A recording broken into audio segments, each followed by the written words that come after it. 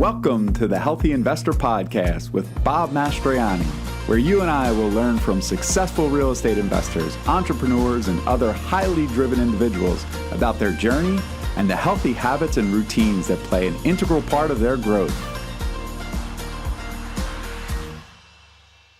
All right, welcome back to the Healthy Investor Podcast with Bob Mastroianni. Today, our guest is Senate Eskridge. Senate is an avid real estate investor who currently owns a managed portfolio of single and multifamily homes numbering over 300 across the country. Senate has over 10 years of experience in real estate investing. He has more than 20 years of experience in business development, management, and sales. He hosts a real estate investors group in his hometown, bringing investors together to network and learn from each other. Driven by self-development, Senate has completed numerous courses, including Dale Carnegie leadership training. And Senate lives in Twin Falls, Idaho with his wife, Carrie, their children, and his Chihuahua, Stark. Senate Eskridge, welcome to the show. Thank you for being here today. How are you? I am amazing, Bob. Thank you so much for having me. I'm excited to be here with you. All right, great. So when you and I first met, it's only been a few months. I guess we originally met on a phone call in November. I actually still have some of my notes from our phone conversation. I want to dive right into it because one thing that jumped out at me is that my notes from our original conversation in November state that you own 18 units in Twin Falls, Idaho. And here we are. Today's May 30th. It's actually Memorial Day. I appreciate you recording with me on Memorial Day. But your bio says that you now have over 300 units. So let's tell us what happened. How did you get from 18 units in November to 300 today? You know, I actually just read a great quote from Elon Musk that said, forget your 10-year goals and figure out what it would take to do that in 6 months. And shoot for doing a 10-year goal in 6 months. Maybe you miss it, maybe you fail, but you'll still be a lot further ahead than people that just focus on their 10-year goal. And really the way I've done that is just by taking massive action and then also partnering with the right people. I don't ever want to sound like I've taken credit for 100% of that on my own. I have some amazing partners that I've worked with, but massive action and great partners, that's the answer. Wow, that's great. Well, it's really fun to see your success, and I could tell that you're really moving in the direction that you want to. You're always all smiles, but I see that positive look on your face, and I could just tell that you're focused on all the right things. So really cool to see. So let's talk a little bit about some of those acquisitions that you've made. So how many different deals is that? How many different properties includes the 300 units? It is 7 properties total. Okay, 7 great. Acquisitions. So varying in sizes, obviously. Yep. I've got the smallest is 8 and the highest is 120. 120. Wow. Those are the big people numbers, right? That's great. That's great. So are these joint venture opportunities? Are these syndications, a combination of both? Yeah, a combination of both. I really truly believe in finding the right deal structure for the individual properties. For example, the 8 unit that I talked about is a joint venture. It's just myself and 2 other people, 3 total. And then the 124 is a syndication. There's several partners on that one, and then everywhere in between. Okay, great. So just curious for people who are newer to multifamily investing, especially from a larger perspective, when you say, you look at each deal individually, I know for me, I've been investing in real estate since 2008. Moving into larger multifamily is a newer thing, and I'm trying to learn as much as I can. The idea of when to joint venture versus when to go to syndication, do you have sort of a ruling on that? Do you have a decision that how much money you need to raise decides joint venture? Is it the size of the property? How do you gauge that? So I would say the actual legal definition of the difference between the two would be that if all the partners can have some kind of an active role is when you could still do a joint venture. For me, the rule of thumb on that is basically 5 people or $1 million. Okay. And let me paint the picture of why I feel that way. If you put more than 5 people on a partnership, it's really hard to figure out what each person's going to do. Is this person in charge of acquisitions and dispositions? Is this person in charge of managing the manager as kind of an asset manager? Is this person in charge of construction? Is this person in charge of finances and accounting? And at some point, you just kind of run out of jobs for them to do.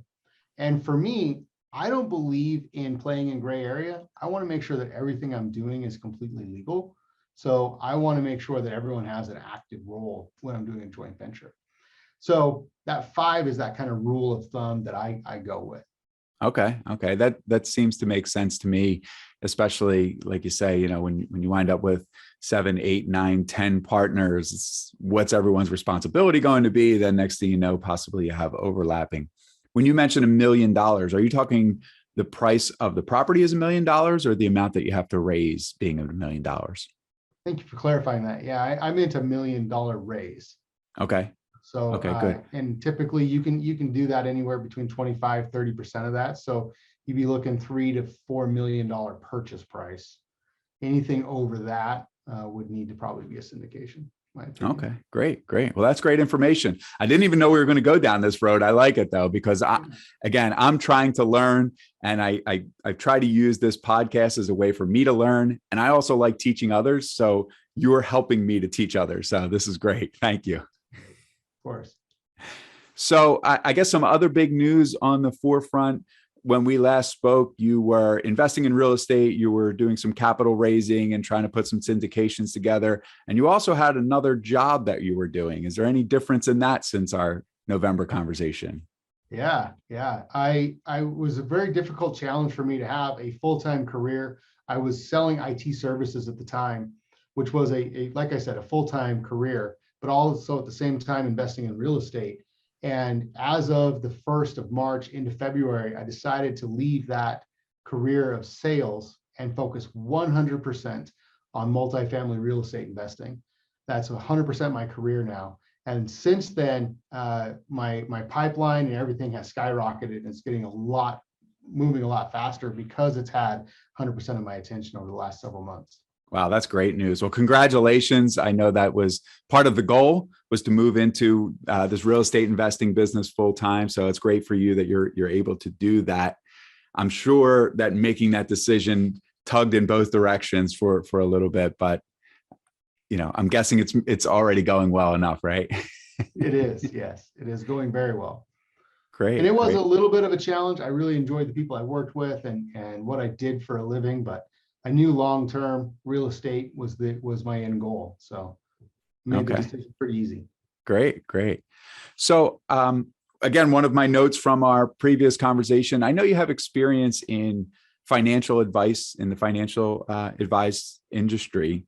And just looking at the market today, some things are changing. We see stock markets going in different directions, 401ks going in different directions. Tell me a little bit about what your conversation is like when you're trying to raise money and talking to people about going towards multifamily, investing their money in multifamily versus the stock market or 401ks, where they have traditionally felt a little bit more safety versus, real estate investing. Lately, that's been a fairly easy conversation with people looking at what the market's been doing recently, right? To see that multifamily is growing a lot faster than stocks and other equities. But over the long haul, as you mentioned, people believe that stocks are safer and more, I'm going to use the word mainstream than multifamily investments. So a lot of it is about education. And so a few of the key things that I look at in teaching people about multifamily are the consistency of returns. You don't have this giant fluctuations. You're not going to have a 20% drop in a market one year, but at the same time, you're not going to have a 50% jump like happened in, say, GameStop or Zoom or something like that recently. So it's that consistent returns over time that a lot of people really like. The next thing is the tax advantages. There's a lot of advantages with real estate over equities and other stock market type of investments. And so when I sit down and I teach them about things like accelerated depreciation and deferring of their capital gains. They really like that. And then also to be able to have someone that they can contact that has direct control over the investment. That's another thing that really, really helps them be comfortable with these types of investments. Because the fact that they can pick up the phone and they can call me directly and actually have a conversation about what's happening with their investment, Yes. They really, really like that. But at the same time, I want to point out that I'm not completely anti-stock. I think that it's a good idea for somebody to be a little bit diversified, maybe have some of those types of things. And so something I pull from my financial advising career, my previous financial advising career, is to really sit down and talk to somebody about their risk tolerance, what their goals are long-term, how much money they can invest, and really what that's going to be for them as far as the payoff goes. And it's really about education and making sure that they're comfortable. That's great. That's great. Excellent. Well, I'm sure you're doing a great job at educating your investors. I mean, you're educating us here so much already. So I really appreciate that. It is interesting, right? So why do we go to real estate, right? We talk about the tax advantages. We talk about the control.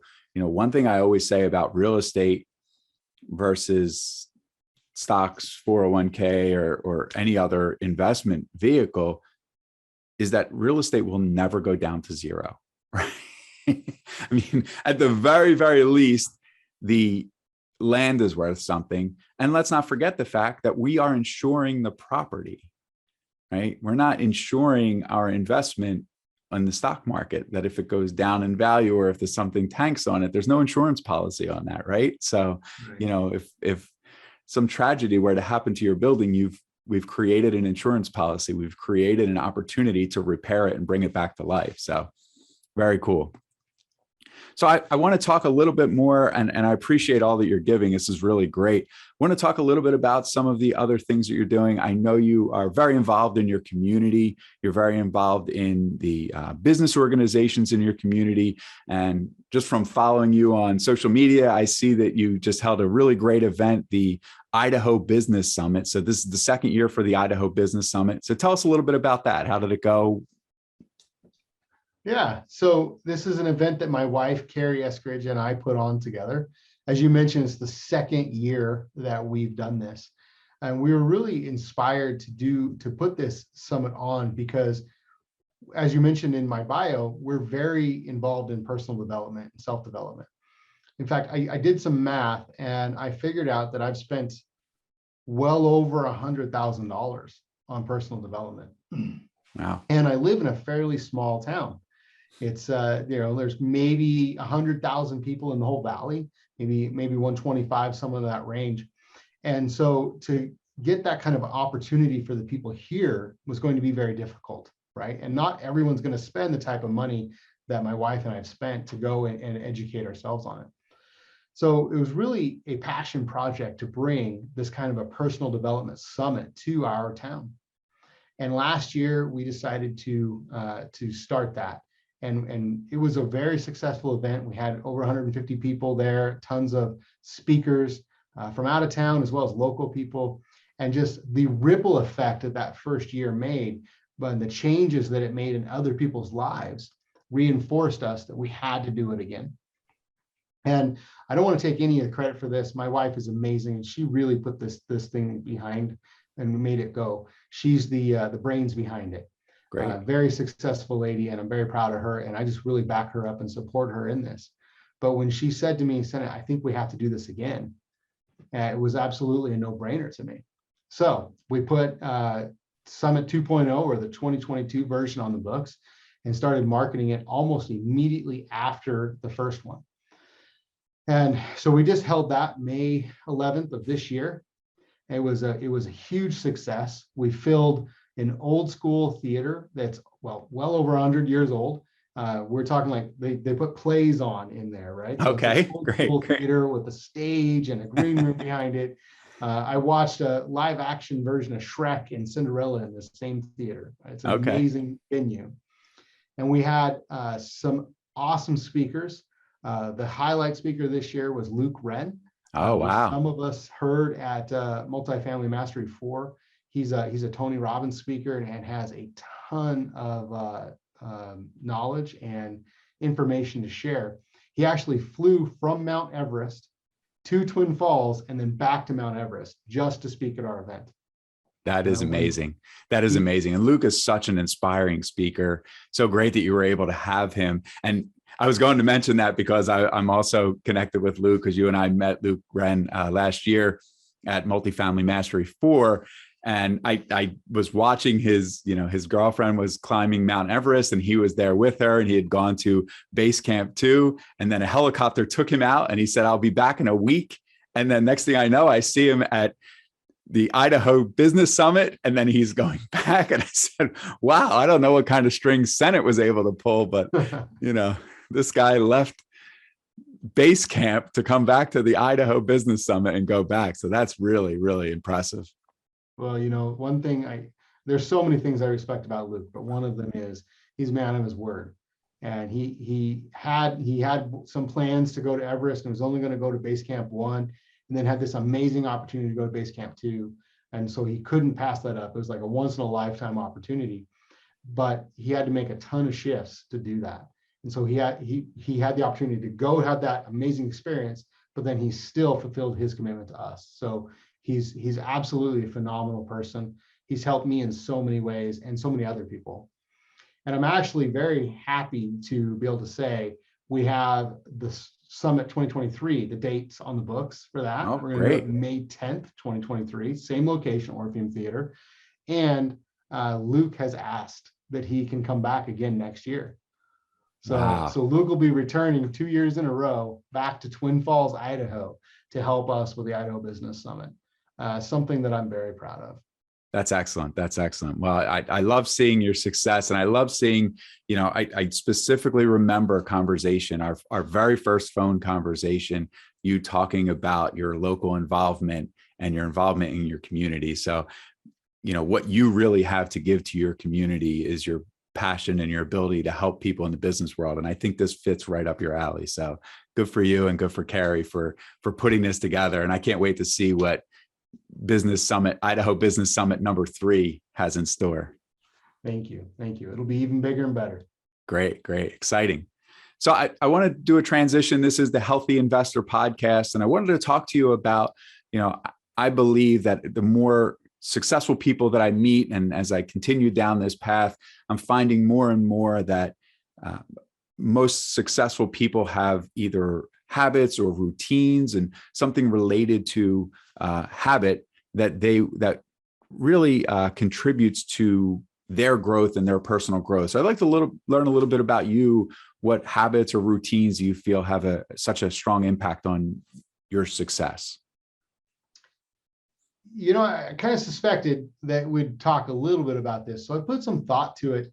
And, it's so easy for me to say that I just live my life and that it's not, there's nothing major to do.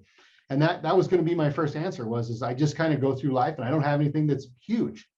But yet I thought a little bit more about it. I spoke with Carrie about it, and she said, no, you do all of these things. And she had to be the one to tell me all the habits that I have, because eventually once you have a habit that you've done so long, it just becomes a piece of you, right? Mm-hmm. Yeah. But unfortunately, you have to start a habit and then you have to build it over time. And yes. I guess I've done that for so long that it's just natural to me. And so I've got a couple of them that I want to point out that are just something I do very, very naturally. Number one, I use time blocking. Oh, okay. I put time in my calendar, and I treat these things just like appointments with myself.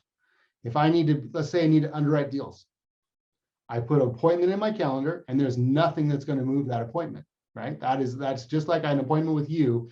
I knew, in fact, for 15 minutes ahead of the time that I was going to get on this appointment with you, I was clearing my time, clearing my space to make sure that I was ready and focused on you. The second thing is I work really hard to be 100% present on the activity that I'm doing. I don't multitask. I single task. I focus 100% intently on that one thing that I'm doing. And it's something that I used to not do. I used to multitask. I used to have 2 or 3 things going at one time. In fact, there's a story about me that I was literally on 3 meetings at one time at one point. Wow. It was and it was not successful, right? And present for none, correct?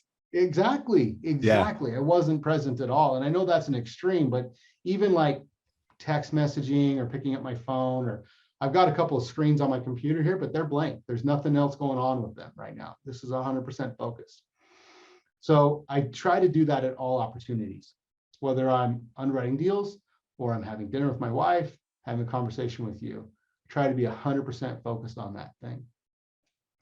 And then the last one that I want to mention is I focus on personal development at all times.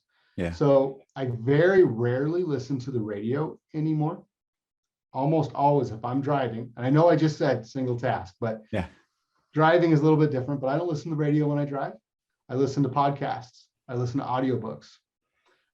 My budget has a specific line item for personal development. wow. So I'm constantly focused on striving to be the best version of myself.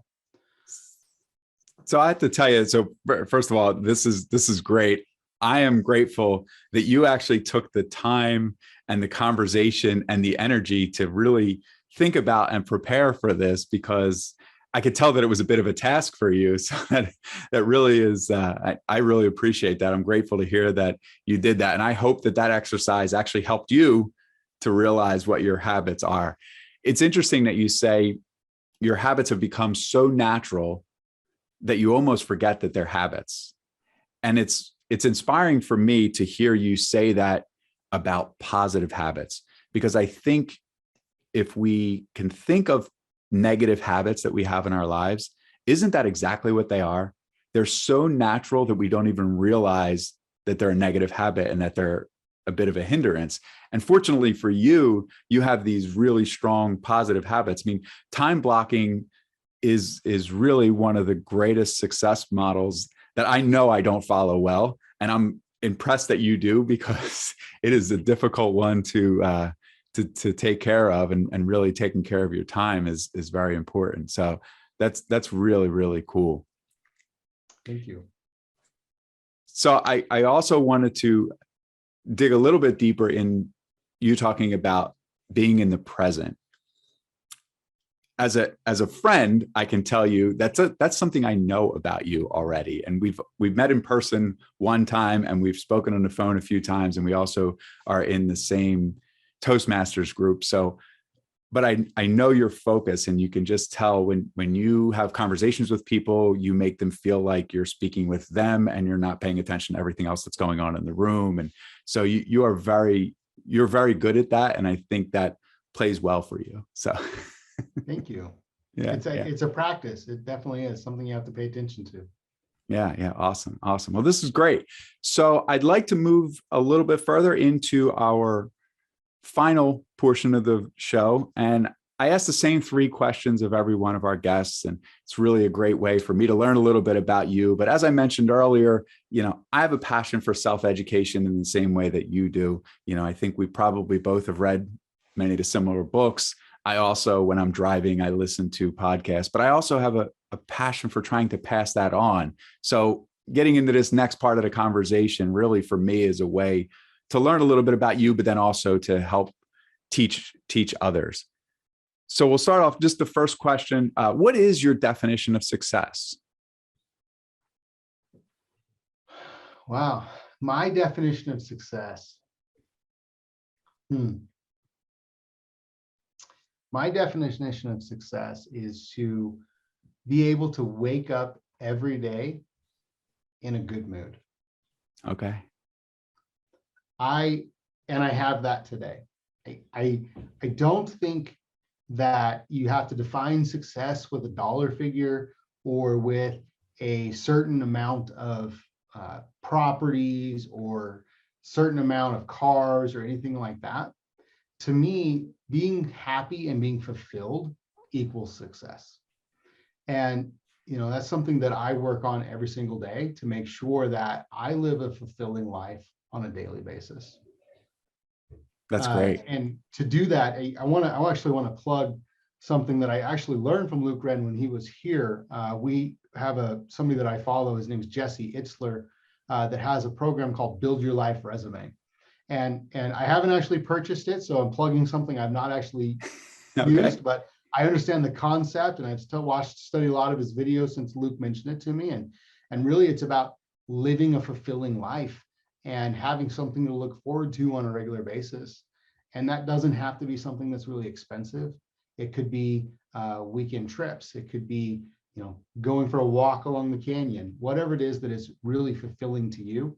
I know you like marathons and different things of that nature, right? So those types of things, whatever it is for you that helps you feel happy, that's my definition of success. That's great. That's great. And, I'm also a follower of Jesse Itzler. I follow his work. I mean, Jesse Itzler, on any given day, you may jump on his Instagram and find that he just decided on a whim to run 50 miles or 100 miles. So, here's a guy who's at some points he's running ultra marathons, and at some point he's in these ice baths and all those sort of things. So he's really inspiring to follow. His book is very funny too. Have you ever seen his book, Living with the Seal? I have read that one. And I do have his book. He has another one called Living with the Monks. I have it, but I have not read it. Okay. So it's a good one. It looks like a good one as well. So great. Yeah, great. It's funny. Well, I love your definition of success. I mean, you're right. To wake up happy. Yeah. Isn't that it? Right. That's great. Good. So I like the next question for someone who's newer to investing, or even just learning about focusing on their own goals and their own path to success. Can you give us a book recommendation? Hold on. So let me make sure I am answering the question correctly. Are you looking for an overall book recommendation, or just something about goal setting, or what exactly is the question? I think goal setting would be a good one. Yeah, goal setting would be a good path to go down for someone who's new to goal setting and just learning about focusing on their goals. Well, I'm going to go a little controversial here, and I'm going to say the 10X Rule by Grant Cardone. Okay, it's a little unorthodox, and it's going to rub some people the wrong way. Grant Cardone is one of those kind of people that's right in your face, and he's going to tell you, go big or go home, right? He's got a book called Be Obsessed or Be Average. Basically, the premise of it is, if you have a goal, right, rewrite that goal at 10X the goal, and then figure out, what it's going to take to achieve that, and then take 10X that action. And it goes right back to what I said in the very beginning from Elon Musk, right? So instead of writing a 10-year goal and taking 10 years to fulfill it, figure out what it's going to take to achieve your 10-year goal in 6 months. Very similar concept. I like the pattern there. 10X rule is on my Audible. So it's one that I've listened to a few times while driving. And you've inspired something in me, which is interesting. Right now, I'm working on, have you read the book Vivid Vision? I have. Okay. So I'm working on my Vivid Vision. And I read the book about a year ago, and then I decided to reread it. And this past week, I reread it very slowly. The book probably could take me 60 minutes, but I'm slowly and deliberately. And I'm working on my Vivid Vision. And what's interesting about Vivid Vision is we often talk about 5 and 10-year goals, and Vivid Vision is really about 3-year goals. So we squash that all down into 3-year goals. So it's interesting for me because I was looking at the 5 and 10-year goals and now squashed it down to 3-year goals. And then hearing you talk about moving that to a 6-month goal it has me perked up a little bit. I'm like, okay, how much sooner can I do this? A little bit about me personally, but I just turned 47 yesterday. So my 3-year goal brings me right to the age of 50. And now I'm like, ooh, how about 48? Interesting. Very interesting. You can do it. Well, and that'd be a great birthday present to yourself, right? Yeah, absolutely. Absolutely. You've changed everything for me, Senate. Nice. That makes me happy. Well, I want to thank you for your time. Before we get into the final question, can you tell us a little bit about how we can support you and how people could make contact with you? Yeah, I'm actually pretty easy to find. I'm senateskridge.com is my website. I'm pretty sure if you Google Senate Eskridge, I'm the only one on any platform. So Facebook, LinkedIn, Instagram, you can jump on there. You can see my portfolio and all the things I'm working on. I'm in the middle of starting a newsletter right now, and maybe little hint for the future, maybe a podcast or something like that to come in the near future. So connect with me on social and feel free to reach out and schedule a call. I love chatting with people and getting to know people and finding new friends and investors that I can help. One part of my vision is to create 15,000 comfortable homes for families while providing a comfortable lifestyle for 200 friends, i.e. investors, right? So I'm going to provide 15,000 homes and comfortable incomes for 200 friends. So I'd love to meet. I don't have all those friends yet, so I'd love to meet more. Great. Wow. And I appreciate that you dug a little bit deeper there and shared some of your goals with us. That's great. If there's anything I can do to help you with the podcast process, obviously I'm new to it, but I'm learning some things along the way. And I think sometimes the best way to learn is from someone who just tried it out. So, definitely let me know if there's anything I can do to help you when you start to head in that direction. The final question.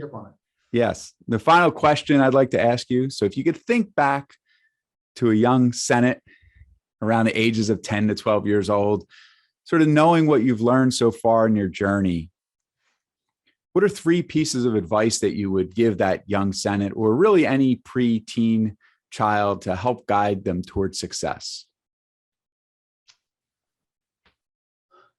Wow. 3 pieces of advice. Well, the first one is actually a lot easier than I thought it would be. The first one would be focus on personal development. It took me, I got a late start in personal development.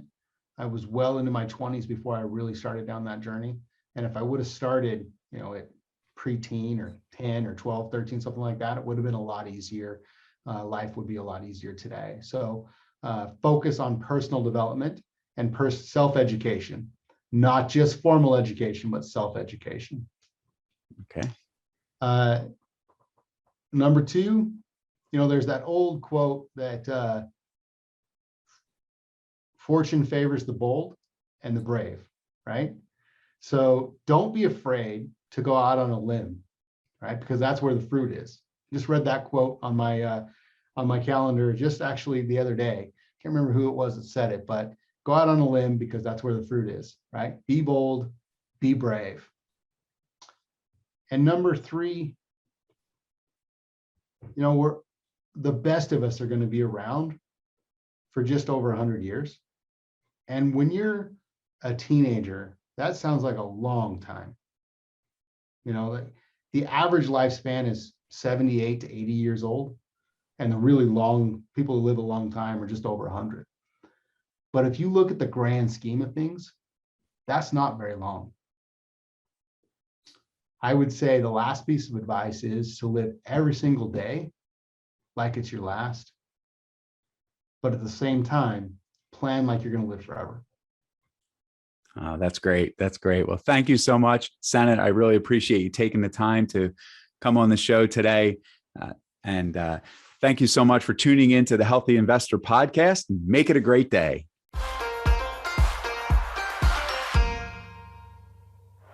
Thanks so much for joining me on the Healthy Investor Podcast.